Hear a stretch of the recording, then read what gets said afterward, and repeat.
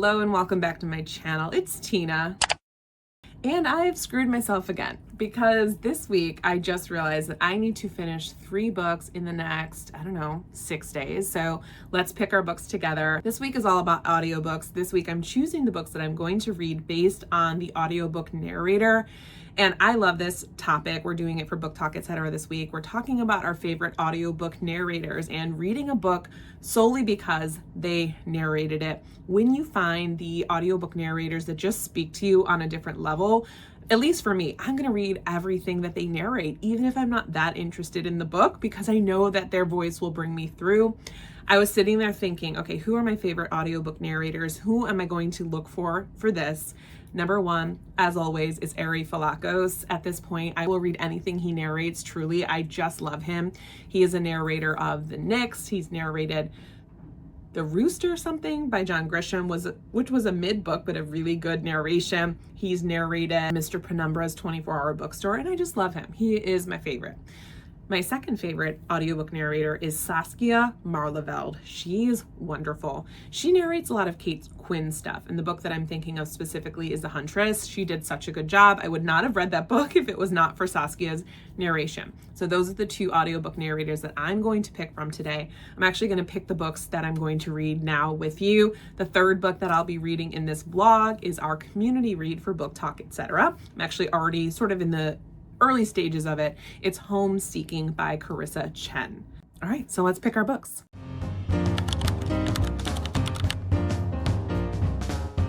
Time to pick our books for this week. This is my favorite part. I enjoy it almost as much as reading the books. I love building a TBR. So first narrator I'm going to pick is Ari Falakos.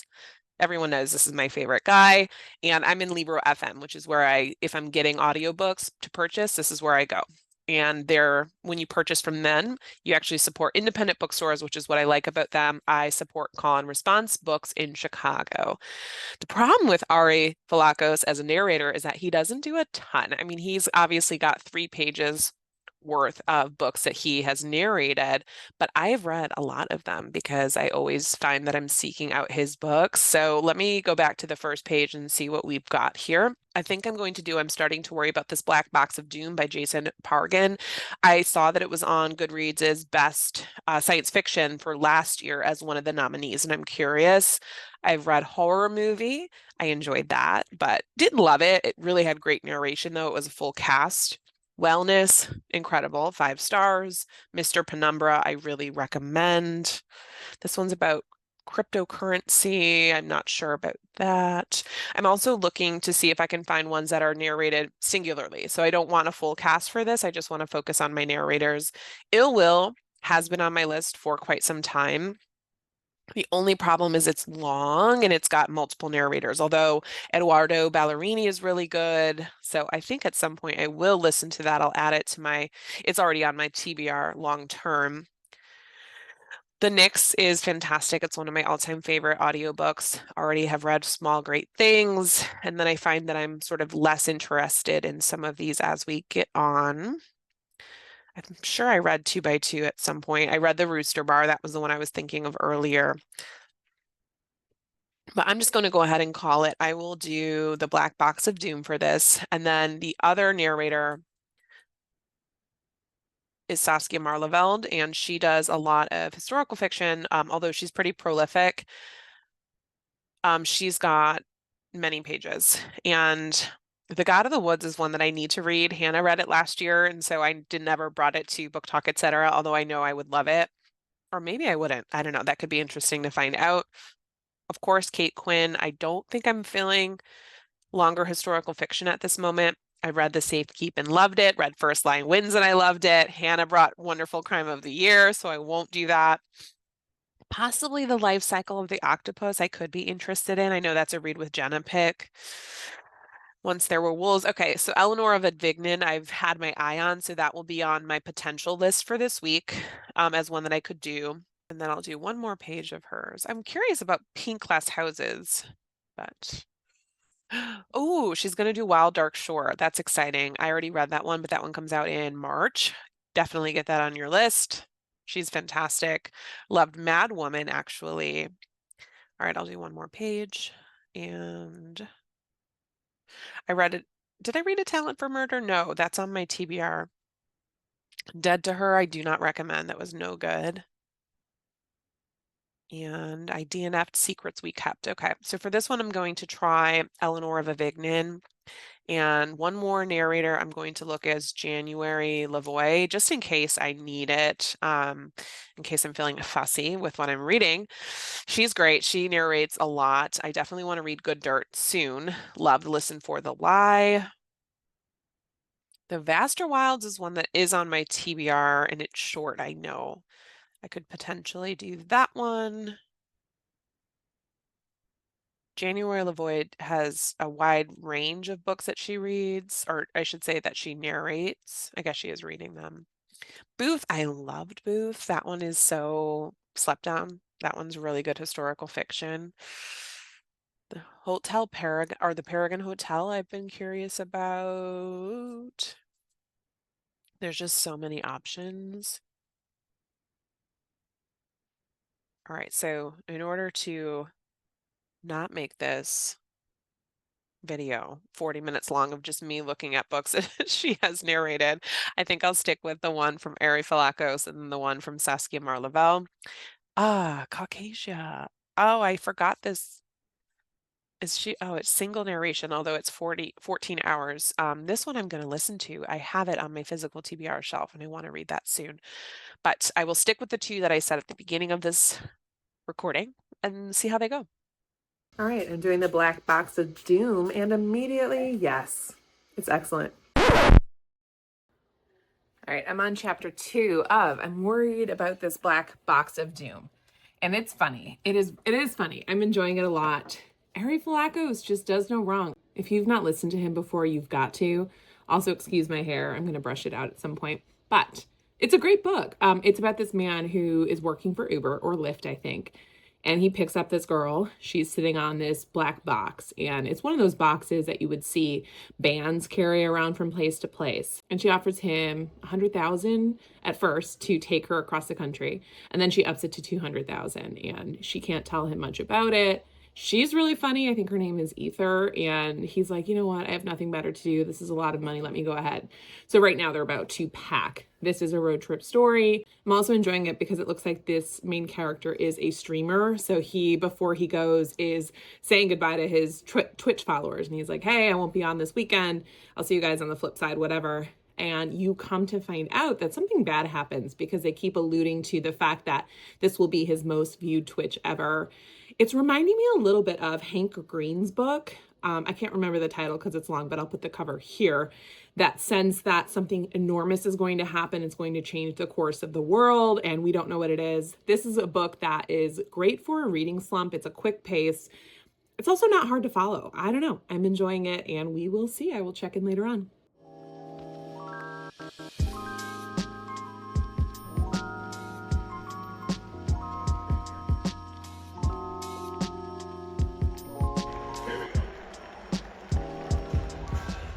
I'm at Charlotte Airport and I'm still listening to Black Box of Doom, and I am probably halfway through and it's getting tiring. I'm sad actually because I thought I loved the main character, Abbott. I thought he was going to be someone to root for, and right now he is not doing it for me. He's got a lot of opinions on feminism and misogyny and how men are treated poorly. And to be fair, he's got some good points. It's hard to sit with. I'm not sure where this is going. I want more action. I want fewer side quests, fewer dialogue, or less dialogue, but I don't know. I'm still enjoying it, but it is getting tiring. The only reason I am sticking with it is because I want to know if we find out what is in this black box, but also Ari Falakos. Again, he's carrying me through. His narration is a 10. The book is a 5.5, 7? I don't know. All right, bye. Well, greetings from my, still lightly decorated home. You might hear my baby in the background. And I had to change tack a few times. I could not settle into a book to save my life. I'm still finishing Black Box of Doom, so I'll pop in with final thoughts here. And that one kind of bummed me out. I won't lie. It was a real roller coaster, but I'll process that and tell you about it soon. Then I could not find an audiobook for the other one. I was looking through Saskia Marleveld's catalog and I thought I had one. I was going to read Eleanor of Avignon, but that's historical fiction set in, I think it's the 1300s, and it was a little much for my mindset right now. All right, this is take two for me because I just recorded 10 minutes of me talking about my latest reads, and I went ahead and recorded it in time-lapse fast speed, so this is what it looks like. So I'm going to re-record it. But I came on here to give you updates for I'm starting to worry about this Black Box of Doom, which I just finished. I finished another book in between, and then I will tell you about the book that I'm working to finish today. I'm starting to worry about this Black Box of Doom. I have landed on, I'm just not the target audience for that novel. It is science fiction, it's not a thriller, and it was very, very political. I didn't mind that. I knew it going in that it was going to be political. Where it lost me was somewhere in the midpoint where you find out that the main character is an incel, and that's what they call him in the book. And for me, I don't appreciate that. I was not interested, and I was hoping for a redeeming character arc, and I don't feel that we got that. Now, I understand a lot of what he said. I understand why he was traumatized. He had, tough upbringing, and there's all of these things that he shared about himself. But I didn't love one specific sentence was beyond the pale, and I just can't forgive it. It's truly gruesome. You can look at it on Goodreads. Somebody mentions it there, but overall, this book was not for me. I will say, I'm appreciative that you do find out what's in this box, because that's what kept me going. I was really curious. At first, when I found out, I was like, and then I was like, okay, it's kind of funny. I appreciate it. I get it. There are some good scenes where a lot of the characters that you're following come together. For me, there were too many characters, and overall, this was missable. I'm giving it 2 stars, but again, know that I'm not the target audience for this. I think men might like this book. Some men might like this book. But yeah, moving on. The other book that I chose, you all know I was really struggling with figuring out what my second audiobook was going to be. I swear I must have tried 7 different audiobooks, and just when I say tried, I thought about it. I looked at the cover. I'm like, meh, don't want to read it. I would read 2 sentences. Finally, though, I switched narrators to January Lavoie. She narrates a ton of books, including The Stepford Wives by Ira Levin. And I don't know what convinced me to pick this one up, but I'm so glad I did. It's so interesting because everyone in the US, at least, if you heard somebody called a Stepford wife, you know what that means. It's like made its way into the public consciousness, and it's a novel from the 1970s. It's quite short. I would say it's under 200 pages, and it's about this family that moves from Manhattan to a suburb in Connecticut called Stepford. And when they're there, the wife starts to realize very quickly that things are off. The men spend each night at a men's club that has a very strict no women allowed rule, and all the wives that she's trying to befriend seem to be very one-dimensional. She'll go to their house and ask them to have coffee, and they always say, oh, I'm too busy, I can't possibly, I've got too much housework. And she starts to realize that they don't seem to have any other interests outside of housework. And so she starts to investigate. She finds a couple of other friends that are more like-minded to her, and she starts to talk about her suspicions. This book is so good. It's well written. It's compelling. I say it's horror. They actually call it that, but it's very light. So if you want to get into something that's very lightly creepy, I highly recommend you pick this one up. The narration's fantastic. They re-recorded this recently. It came out originally in the 1970s, and I just think it's brilliant. I can see why it was adapted into a movie. Now I want to see the movie with Nicole Kidman, and I'm curious to know if you all have read other Ira Levin books. I'm definitely adding his book, Rosemary's Baby, to my horror TBR, to my spooky fall TBR. I knew of it. I had been meaning to read it, and I never quite put it together who the author was. And he's so prolific. He's got books in many different genres. He's also a playwright, and I just loved this book.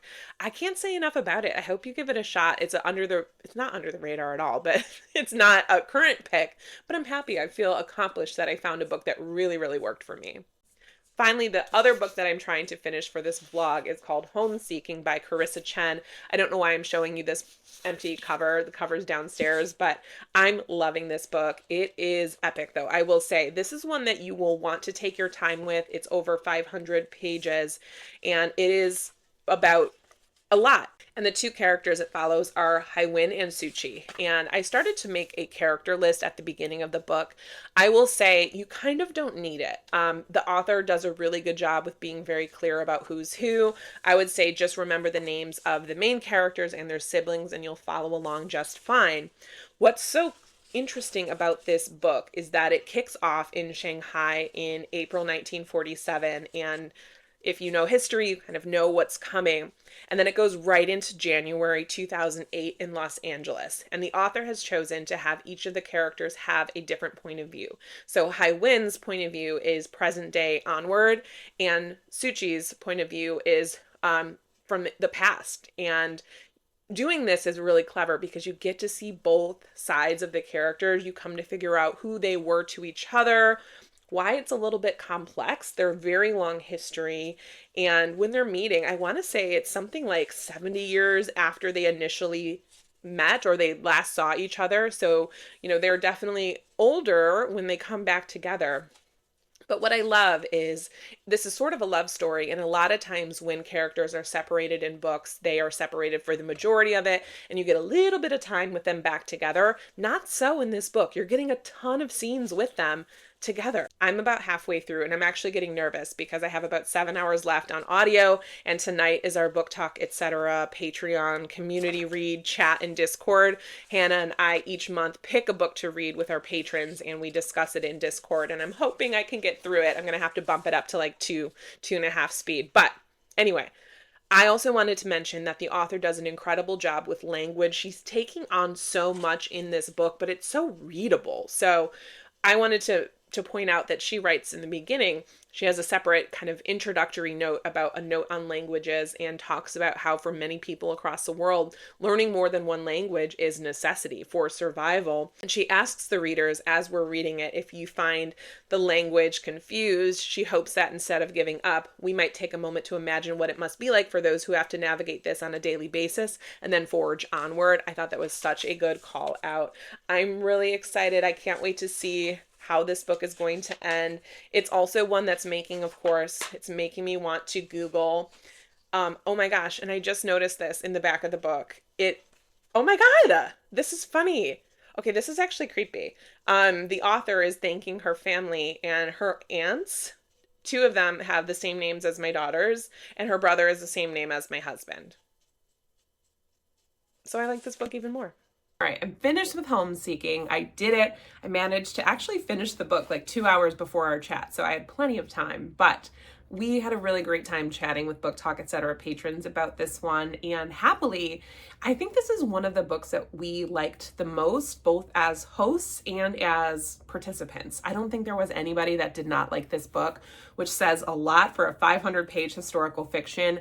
I think if you liked the book Pachenko, absolutely pick this one up. I can totally see comps with this. It's hard to believe that this was a debut. It was very layered. It was very well done. And it's also emotional. It's about, there's so many themes that I could touch on. Of course, at the center, you've got this long-term romance potentially between these 2 characters that maybe were meant to be, but circumstances pulled them apart. But you also have a lot more with it. You've got identity, you've got language, you've got homeland, you've got family, motherhood, and the things that parents will give up or do to protect their children. There was one scene in this novel that's just devastating between Suchi and her sister and what their parents had to do to keep them safe. And this book will make you feel, it'll make you think. I feel like I learned a lot, and I'm so glad I did it. Since we're doing audiobooks today, I want to give a shout out to the audiobook narration. There are 2 narrators with this, Catherine Chin and Kenneth Lee. 5 stars for the narration as well. They did a really, really good job with it. And overall, I highly recommend this book.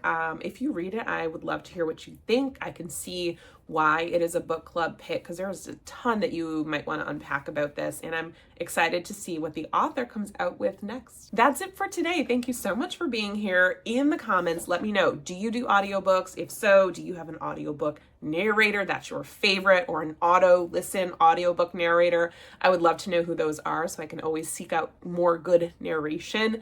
I'm also happy to do another full audiobook narrator guide or sort of video if that is of interest interest. I know last year I did my favorite audiobooks of the year, so I'll link that video here. Don't forget to like and subscribe. Thank you so much for being here, and I will see you next time. Bye.